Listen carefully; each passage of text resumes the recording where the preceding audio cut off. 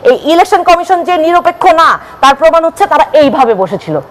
যখন পুরো ঘটনা হয় আপনি দেখেন, আমি আপনারা ভিডিওটা দেখেন, এইভাবে বসে বসে সিনেমা দেখছিল। They are all puppets. ধন্যবাদ মোশাররফ ভাই। এই প্রশ্ন আপনার কাছে রাখতে চাই, হুমায়রা আপা যেটি বলছেন আপনাদের নিজেদের নেতাকর্মীদের উপর কন্ট্রোল নেই, আমরা দেখলাম দুই গ্রুপের মধ্যে সংঘর্ষ, সেখানে আবার এনসিপিও জড়িত হয়ে গেছে, এনসিপি নেতার উপর হামলাও হয়েছে। আবার হচ্ছে যে আমরা যেটি দেখেছি গণমাধ্যমে এসেছে সিইসি কে যেটি বলছেন তিনি পাপের সিইসি সেখানে বা নির্বাচন কমিশনের প্রতিনিধিরা সেখানে উপস্থিত ছিলেন, সব মিলে আসলে কি বার্তা দিচ্ছে? আচ্ছা, আমি ধন্যবাদ আপনাকে, আপনার অপরবিজ্ঞ আলোচক। আপনাকে আমি জিজ্ঞেস করি, ভাষা আসলে হারিয়ে ফেলি। আমি একজন আইনজীবী, আজকে এই ঘটনাটা, এই ন্যাক্কারজনক ঘটনাটা যিনি ঘটিয়েছেন উনিও একজন আইনজীবী, এবং স্পষ্ট ভিডিওগুলোতে দেখা যাচ্ছে কার নির্দেশনায় এই ধরনের হট্টগোল তৈরি হয়েছে। এবং সেটা শুধু সিইসির সামনে হট্টগোল হওয়াটা একটা খুবই লজ্জাজনক ঘটনা শুধু না, সেই হট্টগোলকে উনি উনার আঙ্গুলের ইশারায় উনি আমার দলের একজন সিনিয়র নেতাকে মারার জন্য ওনার দলের কর্মীদের নির্দেশনা দিয়েছেন, এবং তারা হুমড়ি খেয়ে আমার আতাউল্লাহ ভাইয়ের উপর আক্রমণ করে, তাকে ফেলে পিটিয়ে তার কাপড় ছিঁড়ে ফেলে এবং তাকে মুহুর্মুহু পিটায়। আতাউল্লাহ ভাই শুধু একজনকে সাথে নিয়ে এই হিয়ারিং এ পার্টিসিপেট করেন, সেটা হচ্ছে আমাদের আরেকজন কর্মী সুমন ভাই, উনিও আমাদের আরেকজন নেতা। শুধু দুজন এনসিপি থেকে শুধু দুজন ওখানে উপস্থিত ছিলেন। ব্যারিস্টার রুমিন ফারহানা ওখানে তার বক্তব্য দিয়েছেন। পরবর্তীতে যার শুনানির সময় তারই তো বক্তব্য দেওয়ার কথা। এখন ওই বক্তব্য দেওয়ার সময় উনার বক্তব্য ছাড়া উনি আর কাউকে বক্তব্য দিবেন না, এটা তো একটা স্বৈরাচারী আচরণ। এবং আমার দলের নেতা যেটা বলেছেন যে খোদ আওয়ামী সরকারের আমলেও বিগত এত বছরে ইতিহাসে কোনোদিন সিইসির সামনে এই ধরনের ন্যাক্কারজনক ঘটনা ঘটে নাই। এই ধরনের ন্যাক্কারজনক ঘটনা বা এই ধরনের হট্টগোল আসলে কাম্য নয়, কিন্তু রুমিন ফারহানা যে স্টেটমেন্টটি দিয়েছেন, প্রথমে তিনি বলেছেন যে 15 বছর ধরে তার নেতাকর্মীদেরকে নিয়ে বলেছেন যাদের জন্য তিনি সংগ্রাম করেছেন তারা এরকম করেন, তিনি আসলে মানতে পারছেন না। এই অভ্যুত্থানের পরে যত জায়গায় যায় বারবার করে একই কথা বলে, উনি 15 বছরে এত অনিরাপদ বোধ করেন নাই, 15 বছরে এইটা হয় নাই, 15 বছরে সেইটা হয় নাই। উনি এখন অনেক অনিরাপদ বোধ করেন, অনেক অনিয়ম হচ্ছে, অনেক বিশৃঙ্খলা হচ্ছে। অথচ এই 15 বছর উনি আওয়ামী লীগের সবচেয়ে বড় সুবিধাভোগী। আওয়ামী লীগের কাছে ফ্ল্যাটের জন্য আবেদন কে করেছে? উনি করেছে। বিএনপির একজন নেতাও করেছে? কেউ সংসদে গিয়েছে? she chose to go to the parliament where every other party people from BNP has suffered brutally for this entire year. কোন বিএনপি নেতা ফজলুর রহমান স্যার ছাড়া আর কোন বিএনপি নেতা বলেছে যে এই আওয়ামী লীগ কেন নিষিদ্ধের আন্দোলন হচ্ছে, কেন আওয়ামী লীগের বিরুদ্ধে ব্যবস্থা নেওয়া হচ্ছে? বিএনপির আমার সাথে তো একজন সহ-আলোচক আছেন, উনি বিএনপির একজন আপনারা কি চাচ্ছেন আজকের ঘটনার পরিপ্রেক্ষিতে কি চান আসলে? আওয়ামী লীগের পক্ষে উনি যেভাবে ব্লান্টলি বারবার অবস্থান নেন উনার দলের কতিপয় নেতা, এরপরেও যখন উনাদের দল থেকে কোনো স্পষ্ট বক্তব্য আসে না, তখন আমাদের স্বাভাবিকভাবে ধরে নিতে হয় যে উনারা আওয়ামী লীগকে আসলে অ্যাকোমোডেট করেই এই আগামী নির্বাচন করার চেষ্টা করছেন। আজকে উনি যে কাজটা করেছেন, উনি শুধু এই বিশৃঙ্খলতা সৃষ্টি করে এই ধরনের সহিংস হামলা করেন নাই, উনি বলেছেন যে 15 বছরে আপনি যে কথাটা বললেন, 15 বছর এরকম ঘটনা হয় নাই। উনি যেই দলের জন্য কষ্ট করেছেন 15 বছর, উনি একমাত্র মানুষ যে এই 15 বছরে কোনো সাফার করে না, আর সবাই সাফার করছে বিএনপির। আমার বাবা বাসায় থেকে বাসায় 4-5 বছর। সো বিএনপি বা অন্যান্য রাজনৈতিক দলের কার কতটুকু অত্যাচার সহ্য করতে হয়েছে এটা আমি এই যে আজকের ঘটনাকে কেন্দ্র করে আতাউল্লাহ যেটি বলেছেন যে এই ধরনের ঘটনা 15 বছরে ঘটে। আপনি দেখেন যেই কথাটা আমি আসছিলাম, উনি বলেছেন উনার দলের কোন একজন নেতা, আপনি বলছেন যে খালেদ হোসেন শ্যামলের কথা বলছিলেন, উনাকে ইন্ডিকেট করে উনি এই হাতাহাতির ঘটনাটাকে ইন্ডিকেট করেছেন। প্রথমে উনি এটাকে দুঃখ প্রকাশ করেছেন যে ইলেকশনের সামনে কি আসতে যাচ্ছে সেটা। তাহলে উনি স্পষ্টভাবে ইন্ডিকেট করেছেন যে বিএনপির অন্ধকন্দল এত তীব্র পর্যায়ে পৌঁছিয়েছে যে এইটাকে উনি লোকবল দিয়ে উনাকে এইটা সিইসির সামনে উনাকে এটা সামাল দিতে হয়েছে। তাহলে উনি যদি জানতেন যে এটা ওনার নিজ দল না অন্য দল, তাহলে ওনার লোক দিয়ে আমার দলের লোককে তো মেরেই ফেলতেন। আপনারা কি চাচ্ছেন এই ঘটনার পরিপ্রেক্ষিতে? এই ঘটনায় স্পষ্ট প্রমাণ হয় যে বিএনপির নিজের দলের উপর কোনো কন্ট্রোল নাই, নিজের দলের নেতাদের উপর কন্ট্রোল নাই, কন্ট্রোল নেওয়ার কোনো চিন্তা ভাবনা আছে কিনা সেটা আমরা জানতে চাই। এই ধরনের দুষ্কৃতকারীদের বিরুদ্ধে বিএনপির কি অবস্থান সেটা আমাদেরকে স্পষ্ট করতে হবে। কেন তারা এই ধরনের সহিংস আচরণ করবে? বিরোধী দলের নেতাকর্মী হোক অথবা যে কোনো স্বতন্ত্র প্রার্থী হোক, তার বক্তব্যের জন্য কেন তার উপর এই ধরনের কোনো বক্তব্য দেওয়ার সুযোগই পাবে না, এই ধরনের হামলার শিকার হবে সেটা স্পষ্ট করতে হবে। আর এই সিইসি, এই ইলেকশন কমিশন যে নিরপেক্ষ না তার প্রমাণ হচ্ছে তারা এইভাবে বসেছিল যখন পুরো ঘটনা হয়। আপনি দেখেন, আপনারা ভিডিওটা দেখেন, এইভাবে বসে বসে সিনেমা দেখছিল। They are all puppets, sorry to say, they are all just puppets sitting around there and having no control over anything. এখন একটা সাধারণ এই ধরনের বিশৃঙ্খলার ঘটনাকে যেই কমিশন কন্ট্রোল করতে পারে না, ভবিষ্যতে তারা সারা বাংলাদেশে কিসের ইলেকশন দিতে পারে? প্রথম কথা হচ্ছে নির্বাচন চাই না, এই ধরনের ডাহা মিথ্যা কথা যারা বলে তারা আসলে মানে নিজের কোনো ক্রেডিবিলিটি যদি থাকতো তাহলে আপনি সত্য কথা বলে আপনি যুক্তিতর্ক করতেন, আপনি মিথ্যা কথা বলে যুক্তিতর্ক করতেন না। যখন কেউ মিথ্যা কথা বলে যুক্তিতর্ক করে তখন এইটা আসলে তার নিজের দুর্বলতা প্রকাশ পায়। আমরা একবারও বলি নাই যে নির্বাচন না হোক, আমরা বলেছি অবশ্যই নির্বাচন আমরা চাই, তবে আমাদের প্রথম শর্ত হচ্ছে সংস্কার আগে বাস্তবায়ন হতে হবে, বিচার দৃশ্যমান হতে হবে, তারপরে আমরা নির্বাচন চাই। না, সবাই এটাই বলছে, আপনারা যে শর্তগুলো সামনে আনছেন। কাদের কথা বলছেন? এই মিথ্যাবাদীদের কথা।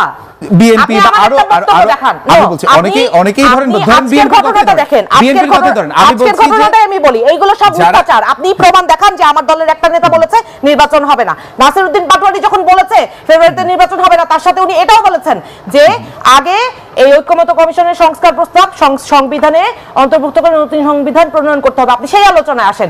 আপনি ডানে বামে মিথ্যা কথা বললে আপনি নিজের দুর্বলতা প্রকাশ করছেন, আপনি কোনো তথ্যের কোনো ক্রেডিবিলিটি নাই।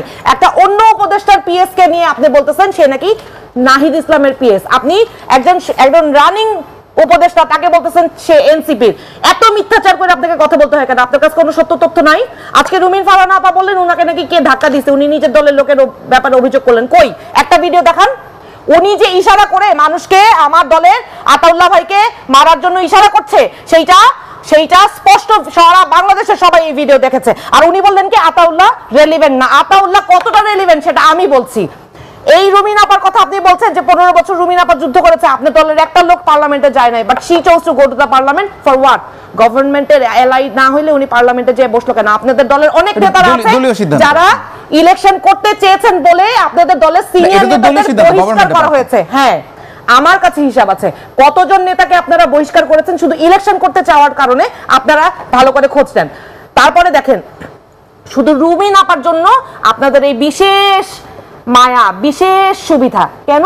উনার বাবার ইতিহাস বলেন, উনার নিজের সংগ্রামের ইতিহাস বলেন। উনি টকশোতে যায় দুইটা বড় বড় কথা বলা ছাড়া, গলা উঁচায় কথা বলা ছাড়া আর কি সংগ্রাম করছেন? সংগ্রাম করছে আমাদের পরিবার যারা জেল খাচ্ছে, জুলুম সহ্য করছে। উনি কি সংগ্রাম করছে? উনি উনার উপরে কি জুলুম হয়েছে? উনি আজকে এই অভ্যুত্থানের পরে উনি যতগুলো আওয়ামী লীগের মামলা করছেন, উনি নারায়ণগঞ্জ যান আওয়ামী লীগের মামলা করতে। উনি সেই দিন এই 2 দিন আগে হাইকোর্টে যান, আপনার রিপোর্টার পাঠান। এই 2 দিন আগে হাইকোর্টে একটা কোর্টে উনি আওয়ামী লীগের এক চেয়ারম্যানের মামলা করতে গেছে, সেইখানে রাষ্ট্রপক্ষ সেটা অপোজ করছে দেখে উনি রাষ্ট্রপক্ষের সাথে অকথ্য ব্যবহার করছেন এবং কোর্ট বাধ্য হয়ে ওই মামলা শুনে নাই। এই ধরনের আচরণ উনি করার পরে উনার প্রতি এত মায়া ঠিক কি কারণে?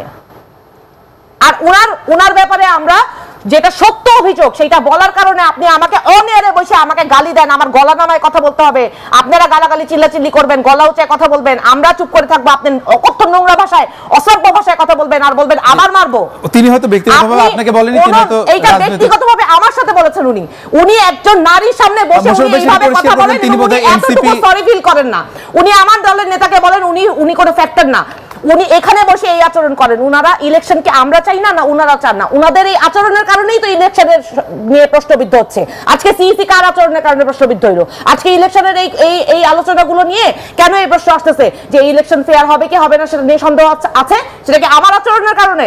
সেটা তো আপনাদের আচরণের কারণে। আসলে কি মোশাররফ ভাই আপনাদের আচরণ? তারপরে দেখেন আপনি এই কথাটা উনি গায়ের জোরে বারবার মিথ্যা কথা বলেই যাবে আর কি পুরনো রক্ত উঠবে এইটা হবে। আচ্ছা মোশাররফ ভাই, আমি একটা বেশি দূরে কথা বলতে পারি। কথা বলবেন না। আমার দলের লোকজন বাইরে আসছেন এখানে এসে মারার চেষ্টা করবে। আমার পিটাবে, প্রয়োজনে পিটাবে তো। আমার পিটাবে, প্রয়োজনে পিটাবে, আমার পিটাবে, এইগুলাই করবেন আপনারা। প্রয়োজনে পিটাবে তো। প্রয়োজনে পিটাবে। আপনার দলের হামিদ সাহেব বলে মাইরে ঠ্যাং ভেঙে দিয়ে ওনার নামে বিচার দিতে। আপনি এখন এখানে বসে টক শো করছেন, আমার পিটাবে। কেন পিটাবে? প্রয়োজনে পিটাবে। কে অধিকার দিয়েছে? এই দেখুন প্লিজ আপনারা আপনি থামুন মোশাররফ ভাই, মুখের ভাষা সংযত করেন।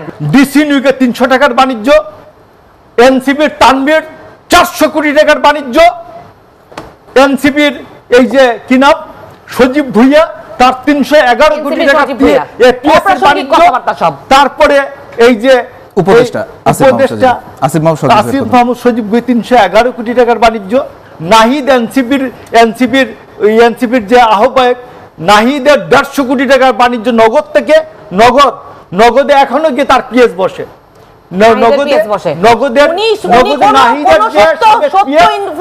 একজন একটা জিনিস তার পজিশন অনুযায়ী সে পায়, দরখাস্ত করেছে পায়নি, সুবিধাভোগী হলো কিভাবে? রুমিন ফারহানা আওয়ামী লীগের কিভাবে সুবিধাভোগী? আমি 15 বছরে বলতে চাই, 15 বছরে একটা সুবিধা বলবেন আপনি। যারা ইলেকশন করতে আমার কথার সময় আপনার কথার সময় একটা কথা বলি নাই, আপনি প্রশ্ন করেছেন আমি উত্তর একটা কথা বলি নাই, আপনার সময় কথা বলবেন। আমার গলা থামাতে পারবেন না, আমার দলের লোকজন বাইরে আসছেন এখানে এসে মারার চেষ্টা করছেন। আমার পিটাবে, প্রয়োজনে পিটাবে তো, আমার পিটাবে, প্রয়োজনে পিটাবে, আমার পিটাবে, এগুলাই করবেন আপনারা, প্রয়োজনে পিটাবে, প্রয়োজনে পিটাবে। আপনার দলের হামিদ সাহেব বলে মাইরে ঠ্যাং ভেঙে দিয়ে ওনার নামে বিচার দিতে, আপনি এখন এখানে বসে টক শো করছেন, আমার পিটাবে কেন পিটাবে? প্রয়োজনে পিটাবে, কে অধিকার দিয়েছে? এইরকম অসভ্য প্লিজ শান্ত হন মোশাররফ ভাই, এরপর আবার হুমায়রা আপা আপনি বলবেন। এখন মোশাররফ উনি ভাই প্রশ্ন করেছেন আমি উত্তর দিচ্ছি, উনি আমাদেরকে বলে আবার পিটাবে, আবার পিটাবে।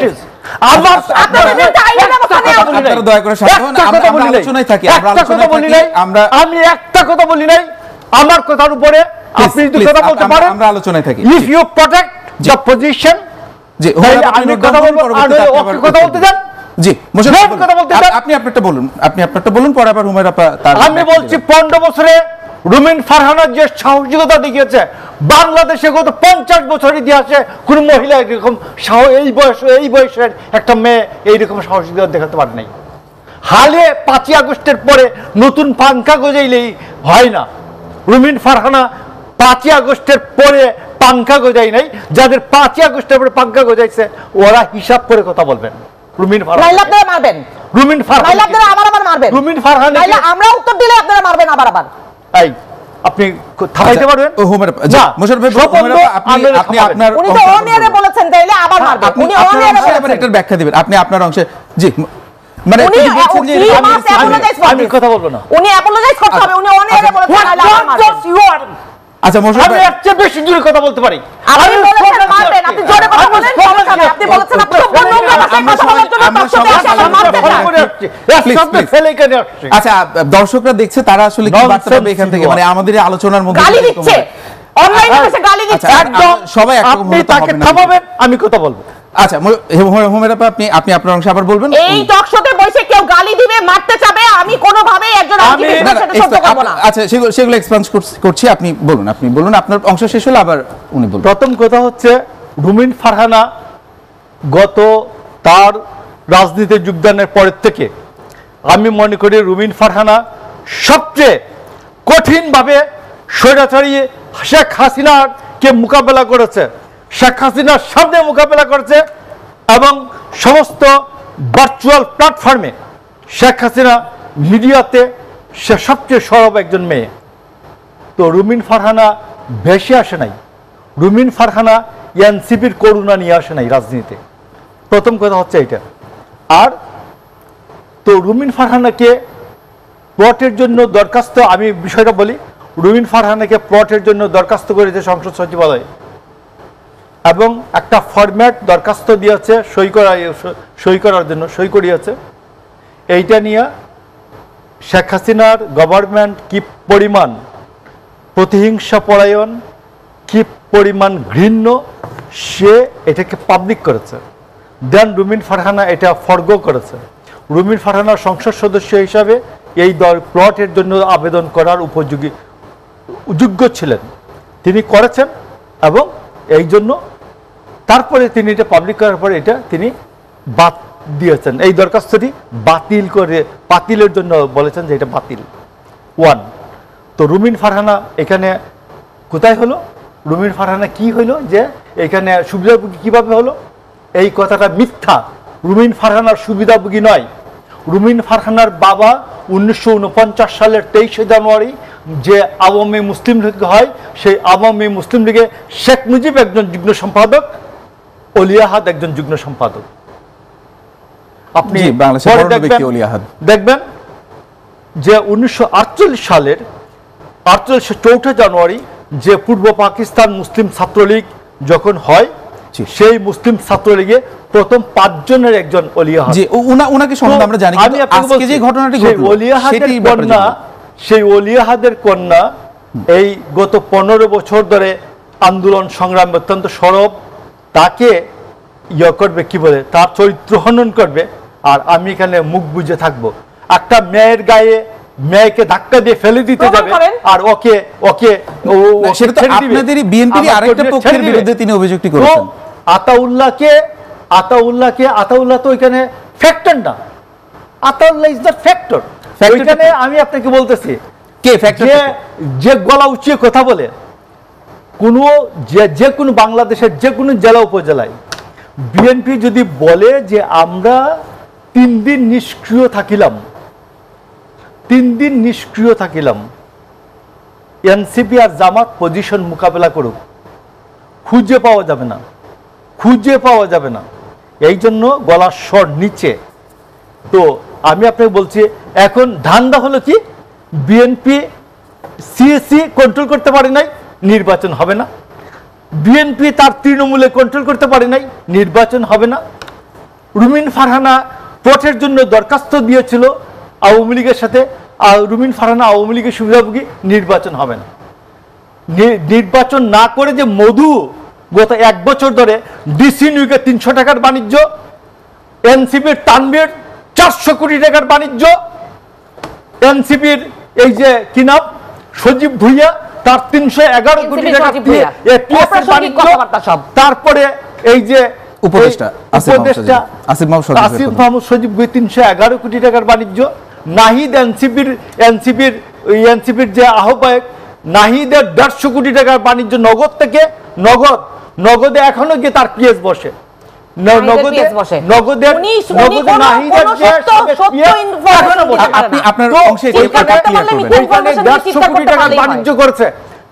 আগামীতে নির্বাচন হলে এই সবগুলি অন্তত 10 বছর জেলে থাকবে। এই জন্য নির্বাচন চায় না, আর গলা উঁচিয়ে বলে নির্বাচন হবে না, নির্বাচন করা যাবে না। এই তৃণমূলে বিএনপির কন্ট্রোল নেই, নির্বাচন করা যাবে না। পুলিশের কন্ট্রোল নেই, নির্বাচন করা যাবে না। কি মধু, এই মধু বাংলাদেশে খাওয়ার সময় বেশি দিন থাকবে।